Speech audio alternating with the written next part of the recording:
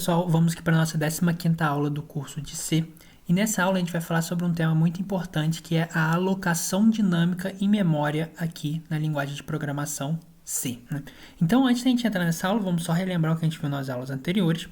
Então, na aula 14, né, a gente viu como criar ponteiros para estruturas e utilizar esses ponteiros. Na aula 13, vimos como criar estruturas. E na aula 12, vimos como lidar com ponteiros, né? Vimos o que são ponteiros e como utilizá-los. Então, se você não viu essas aulas, eu recomendo vocês a verem antes de ver essa aula 15ª aqui. Então, vamos lá, né?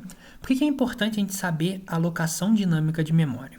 Então, a alocação dinâmica de memória, ela permite, né, ela permite a gente escolher o tamanho da memória que a gente quer separar para uma determinada quantidade em tempo de execução. Então, por exemplo, se eu criar uma determinada lista e eu falar, eu quero separar um tamanho de tantos, um determinado tamanho, né, no início do código eu falo, separa um determinado tamanho para essa lista. Só que durante o código eu vejo que eu não preciso dessa lista toda, por exemplo. Então eu consigo diminuir o tamanho dessa lista. Então para isso serve a alocação dinâmica. Então você pode alterar esse tamanho, né, conforme você for necessitando. Então como que a gente faz, né? Então aqui primeiro a gente vai ver como que a gente faz isso para uma lista e depois a gente vai ver como fazer essa alocação para uma determinada estrutura.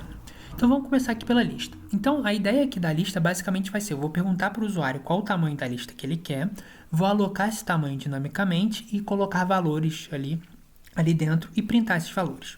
Então como que a gente faz isso, né? Então aqui eu estou criando uma variável inteira chamada n, que vai ser o tamanho que o usuário vai escolher da lista. Vou criar aqui um ponteiro para uma lista, então ela vai ser inteiro lista, né? Então vai ser o tamanho lista. E essa lista vai ser uma lista de inteiros, né, como vocês podem perceber aqui. E eu vou perguntar para o usuário quantos números ele deseja armazenar nessa lista, utilizando o printf. E com o scanf, né, eu vou pegar esse dado que o usuário está passando, esse valor inteiro, e vou armazenar nessa variável n. E aí, agora que a gente faz essa alocação dinâmica, né? Então eu vou falar, olha, esse ponteiro, lista, ele vai receber quem? Ele vai receber malloc, que é essa alocação, né, que ele faz. Então vai ser esse comando malloc. Só que qual é o tamanho que eu quero alocar, né, na memória? Então, o tamanho que eu quero para essa lista vai ser n, que é o tamanho que o usuário está desejando, vezes o tamanho do inteiro. Então, ele vai ser aqui size of inteiro. Então, isso está indicando que eu vou ter n inteiros dentro dessa lista. Então, eu preciso alocar o tamanho exato de n vezes o tamanho de inteiros, né? E sempre que a gente utilizar esse malloc, é importante a gente fazer uma verificação de segurança. Porque esse malloc ele retorna um ponteiro, só que esse ponteiro pode vir como nulo, ou seja, pode ter dado erro ou a memória foi insuficiente e ele retorna nulo. E para isso a gente verifica, né, para evitar esse problema, né, a gente utiliza aqui o comando se lista foi igual a nulo, a gente pode colocar um print, né, erro na memória insuficiente, e retornar um determinado valor ou terminar o programa, né, falando o erro, né. Então, a gente tem isso daqui, no caso que eu estou retornando 1. Né? Então, o código vai parar aqui se der esse erro e vai retornar 1. Então, retornando um determinado valor, você consegue tratar esse erro. Né? Então, dessa forma, você consegue tratar esse problema. Verificar, né, se houve esse problema. E então, tendo já essa lista, esse tamanho da lista alocado, a gente pode preencher a lista. Para preencher a lista, eu vou utilizar o comando for. Né? No caso aqui, o i ele vai estar variando de 0 a menor do que n, acrescido de 1 em cada parte que eu fizer no for, né? E os elementos da lista, né? A lista i, o elemento iésimo da lista, ele vai receber i mais 1 vezes 10. Né? E aí eu vou printar, olha, a posição tanto, que no caso é a posição i, que é um inteiro, então a gente coloca esse marcador d, né? E eu vou colocar o valor aqui, que também é um inteiro, né? Então eu vou colocar esse marcador d. Então eu vou colocar esse valor de i e da lista i, né? O iésimo elemento da lista. Então, dessa forma, a gente faz essa alocação dinâmica na lista. Então, vamos ver como é que fica esse código. Né? Quando a gente compila aqui, só ficou um probleminha aqui. Pronto. Quando a gente compila esse código aqui, né? Então, a gente vai ter isso aqui. Aí ele pergunta pra gente, olha, quantos números... Deixa eu só colocar o nosso código aqui, né? Então, ele pergunta pra gente... quantos números deseja armazenar na lista? Então eu quero armazenar 10 números. Então ele vai calcular isso daqui, armazena lá e printar, como a gente colocou aqui. Então ele vai printar posição 0, 10, posição 3, 40, 9, 100. Né? Então dessa forma a gente consegue fazer essa alocação dinâmica para uma lista.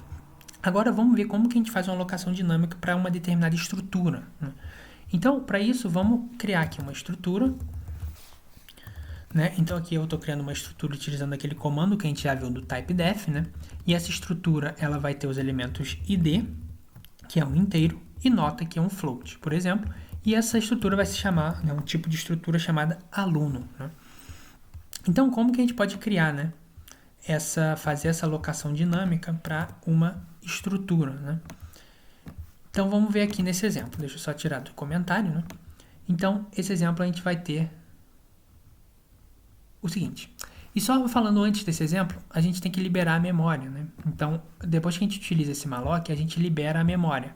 Então, a gente vai fazer, tem que utilizar, alocar essa memória alocar essa memória, né? Disponibilizar esse tamanho de memória, e depois a gente tem que liberar quando a gente acaba de usar. E no caso aqui, né, após os prints, a gente pode utilizar o comando free, né? Então aqui eu vou colocar free lista, então ele vai liberar esse espaço na memória. Agora, voltando, né, para a nossa parte aqui da estrutura, eu vou criar aqui primeiro o ponteiro para a estrutura, né, que é o tema que a gente viu na aula anterior. Então aqui eu tenho um ponteiro para a estrutura chamado aluno, e esse ponteiro vai se chamar ponteiro underline aluno, dessa forma. E aí, aqui eu vou utilizar o malloc, né, então eu vou alocar, e ele vai, esse malloc, ele vai retornar para a gente um ponteiro que vai ser colocado então nesse ponteiro aluno, né? Dessa forma. E como que a gente coloca o tamanho, né, aqui dentro? Aqui dentro a gente vai ter que colocar o tamanho do tipo de estrutura que a gente está criando, né? Então no caso aqui vai ser o size of aluno. Então esse daqui é o tipo da estrutura. Então o tipo da estrutura é aluno que a gente definiu lá em cima. E aqui eu faço a verificação, igual que a gente fez anteriormente, né? Se o ponteiro for nulo, ele vai retornar um determinado valor. E aí, agora, a gente pode fazer a atribuição de valores nesse ponteiro de estrutura. Então, para atribuir valores nesse ponteiro de estrutura, né, a gente utiliza o comando seta, né? Então, na estrutura sozinha, a gente utiliza o ponto, e aqui no ponteiro de uma estrutura, a gente utiliza esse comando seta. Então, aqui, basicamente, o que eu estou falando é, esse ponteiro aluno id, ele vai receber 5001, e o ponteiro aluno nota, ele vai receber 9.5, e aqui embaixo eu printo isso, né? Então, dados do aluno alocado, eu coloco o ID e coloco a nota, que é um float, né? Com uma casa decimal aparecendo. E aqui eu coloco, olha, print o ponteiro aluno ID e ponteiro aluno nota. E quando eu acabo de printar, né? Eu não vou mais precisar disso, por exemplo.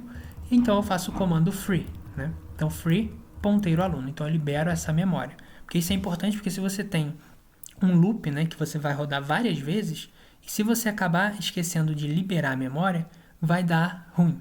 Seu computador vai travar, sua memória RAM vai lá para 100%, então dá ruim.